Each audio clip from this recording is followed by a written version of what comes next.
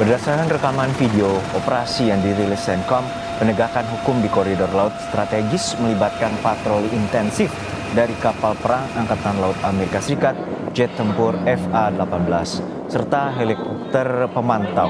Operasi militer bertujuan menghentikan seluruh arus perdagangan yang masuk maupun keluar pelabuhan Iran. CENTCOM menyatakan sebanyak 89 kapal komersial yang terkait dengan Iran telah dicegat dan dialihkan jalurnya oleh militer Amerika untuk memastikan kepatuhan terhadap blokade itu. Sementara itu, Wakil Presiden Amerika Serikat J.D. Vance menegaskan kembali adanya dua opsi mutlak bagi Iran untuk mencapai kesepakatan damai yang menguntungkan Amerika atau Iran menghadapi kembali operasi atau serangan militer.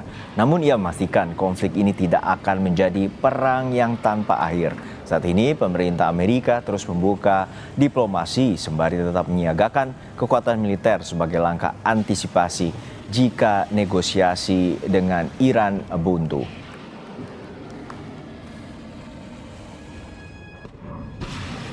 A good settlement that actually gets the American people what they need, or we're going to go back to a kinetic operation. Obviously, the president prefers to get that settlement. I think the Iranians prefer to get that settlement. But regardless of what direction the president ultimately goes down, whatever he ultimately decides, I think it's important for the American people to know two things. Number one, it will be for their security and their prosperity. That's why we're doing this.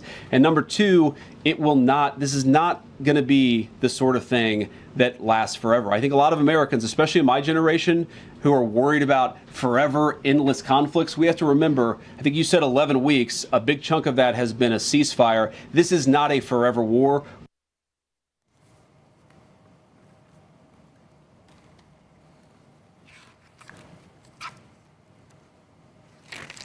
Sebuah rekaman video yang dirilis kantor berita Iran Fars News menunjukkan gelombang pelatihan militer intensif yang diberikan pada relawan sipil dan anggota milisi yang tergabung dalam gerakan kemasyarakatan.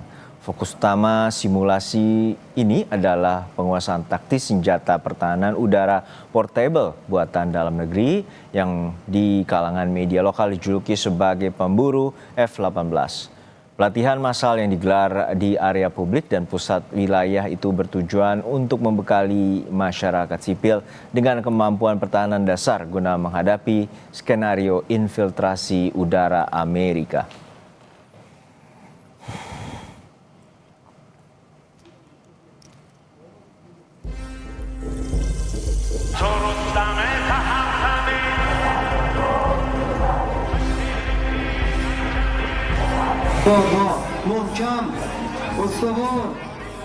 Jalanan di kota Islamshar, Iran kembali dipadati oleh ribuan warga dalam sebuah aksi solidaritas dan unjuk kekuatan massal. Dilansir oleh Fars News Agency, daya tarik utama dari unjuk rasa adalah dipamerkannya 3 unit drone Shahid 136 di sepanjang barisan.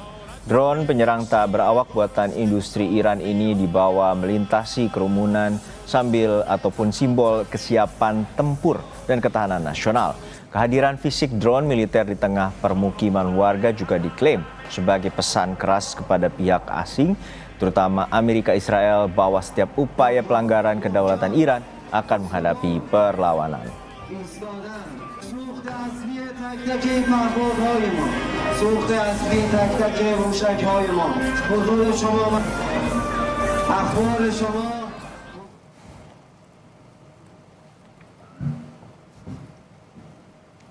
Sementara milisi Hizbullah yang didukung Iran kembali merilis rekaman video yang mendokumentasikan operasi militer terbaru di wilayah perbatasan Lebanon Selatan.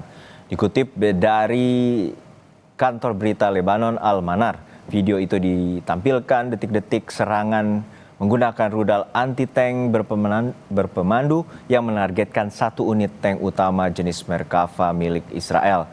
Serangan di kawasan Tal Nahas yang terletak dekat kota perbatasan Kfar Kela, wilayah Lebanon Selatan.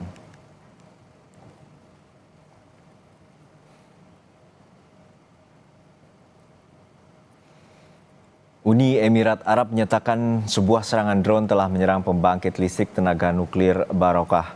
Meski tidak menimbulkan korban jiwa, namun serangan pembangkit listrik tenaga nuklir di Uni Emirat Arab akan membawa risiko tak terbantahkan.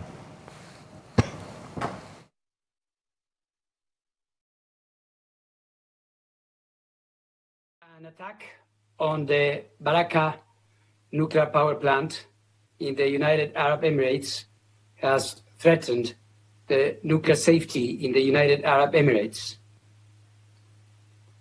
A drone strike on the morning of Sunday, May 17, caused a fire in an electrical generator located outside the inner site perimeter of the plant.